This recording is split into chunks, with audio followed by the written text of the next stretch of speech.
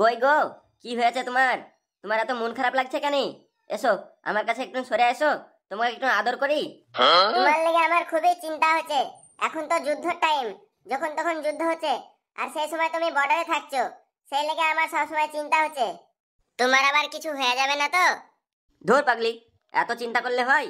দেশের লেগে যুদ্ধ করবো না তো কার লেগে যুদ্ধ করবো বলো তো? হ্যাঁ সেটা তো ঠিক, কিন্তু তাও তোমার লেগে আমার খুবই চিন্তা হয়। না না, এত চিন্তা করতে হবে না, আমার কিছু হবে না। এসো তুমি আমার কাছে একটু সরে আসো দেখি, তোমার একটু আদর করি। মেলায় দিন পরে তো বাড়ি এলাম। আরে ঘুমে আবার টাইমে আবার কে ফোন করলে? এতদিন পরে বাড়ি এলাম, বউয়ের সাথে একটু শান্তি করে থাকতেও দেয় না রে, এত ফোন এলে হয়? দেখো দেখো কে ফোন করেছে দেখো। হ্যালো রাসেল, হ্যাঁ কে বলছেন? আমি আর্মির অফিসার বলছি। ইয়েস স্যার, বলুন স্যার কি হয়েছে? ইন্ডিয়া ভার্সেস পাকিস্তান যুদ্ধ হতে চলেছে, তাই তোমাকে আধ ঘন্টার মধ্যে ইন্ডিয়ার বর্ডারে উপস্থিত হতে হবে। ইয়েস স্যার, আমি আধ ঘন্টার মধ্যে ইন্ডিয়ার বর্ডারে আসছি। কি হয়েছে গো, তুমি আবার কোথায় যাবে বলছো? আমাদের দেশের সঙ্গে পাকিস্তানের যুদ্ধ লেগে গেছে, তাই আমাকে আধ ঘন্টার মধ্যে ইন্ডিয়ার বর্ডারে পৌঁছাতে হবে। কি আধ ঘন্টার মধ্যে ইন্ডিয়ার বর্ডারে পৌঁছাতে হবে? তুমি তো আজকেই বাড়ি এলে, আজকে আবার তোমাকে যেতে হবে? হ্যাঁ আজকেই যেতে হবে, তাছাড়া তো কিছু করার নাই। আর দেশের জন্য যুদ্ধ করতে গেছি, এতে আবার মন খারাপ করার কি আছে? এতে তো খুশি হওয়া উচিত।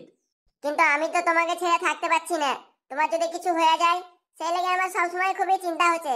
তুমি ছাড়া তো আমার কেউ নাই। ঠিক আছে, আর চিন্তা করতে হবে না তোমাকে। আমরা যদি বর্ডারে না থাকি তাহলে তোমরা কিভাবে শান্তিতে থাকতে পারবে? আমরা যদি বর্ডারে না যাই তাহলে তো আমাদের পুরো দেশটাই ধ্বংস হয়ে যাবে।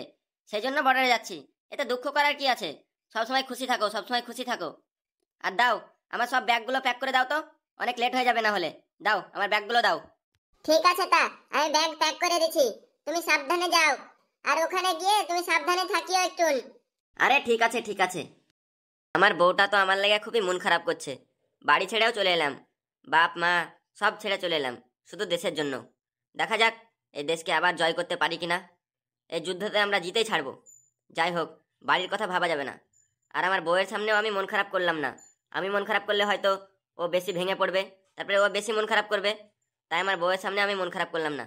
কিন্তু মন তো খারাপ হয়, তো যাই হোক, তার ভাবা যাবে না। যাই, বর্ডারে যাই আমি। আমার স্বামীটাকে নিয়ে তো আমার খুবই চিন্তা হচ্ছে, ও আর কিছু হবে না তো আবার? ও যাতে আবার সুস্থভাবে বাড়ি ফিরে আসতে পারে, এটাই কামনা করি। স্যার আমি চলে এসেছি। বাহ, খুব ভালো খুব ভালো। তুমি যুদ্ধ করার জন্য পুরোপুরি প্রস্তুত হয়েছো তো? হ্যাঁ স্যার, আমি যুদ্ধ করার জন্য একদম প্রস্তুত। আজকে পাকিস্তান থেকে পুরো উড়িয়ে দেবো, একদম ম্যাপ থেকে গুটিয়ে দেবো স্যার। বাহ বাহ, ভেরি গুড ভেরি গুড। তোমার কনফিডেন্স অনেক বেশি। চলো তুমি ট্যাঙ্কারের উপরে উঠে বসে যাও। স্যার আমি একদম প্রস্তুত, আপনি অনুমতি দিলেই আমি ফায়ার করব। আমি দূরবীন দিয়ে দেখতে পাচ্ছি ওই পাথরের পেছনে দুজন লোক লুকিয়ে আছে। আমি বললেই তুমি ফায়ার করবে। এই, আজকে কি তুই ইন্ডিয়ার সাথে যুদ্ধ করার জন্য প্রস্তুত আছিস? হ্যাঁ স্যার, আমি একদম প্রস্তুত, একদম প্রস্তুত হয়ে দাঁড়িয়ে আছি। তুই ঘুষ দিয়ে চাকরি পেয়েছিস নাকি রে?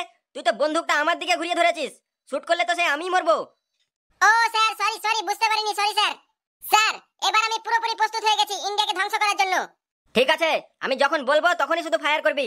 আর এই যে সামনে তোর দুটো বোম রাখা আছে, এই বোম দুটোতে পেছনে যে আগুন জ্বলছে সেখানে আগুন লাগাবি, তারপরে ওদের দিকে ছুড়বি, ঠিক আছে? ঠিক আছে স্যার, তাই হবে। কিন্তু স্যার আপনাকে একটা কথা বলার ছিল। কিরে, এই যুদ্ধের সময় আবার তোর কি কথা মনে পড়লো? স্যার আমার খুবই খিদে লেগেছে, কিছু খাবো স্যার। এই চুপ, পাকিস্তানে কোনো খাবার নেই, মাটি আর পাথর খেয়ে বেঁচে থাক। তাহলে স্যার আমারও কিছু করার নাই, এবার কিন্তু যুদ্ধ করতে মন যাবে না আমার, আগেই বলে দিলাম। আরে যুদ্ধের সময় কি সব উল্টাপাল্টা কথা বলছিস তুই? না স্যার, পেটে খাবার না পড়লে আমি যুদ্ধ করতে আর পারলাম না স্যার। আরে ইন্ডিয়ার বর্ডার থেকে তারা তো কামান নিয়ে রেডি হয়ে দাঁড়িয়ে আছে পাকিস্তানকে উড়াবার জন্য, আর তুই এরকম করছিস?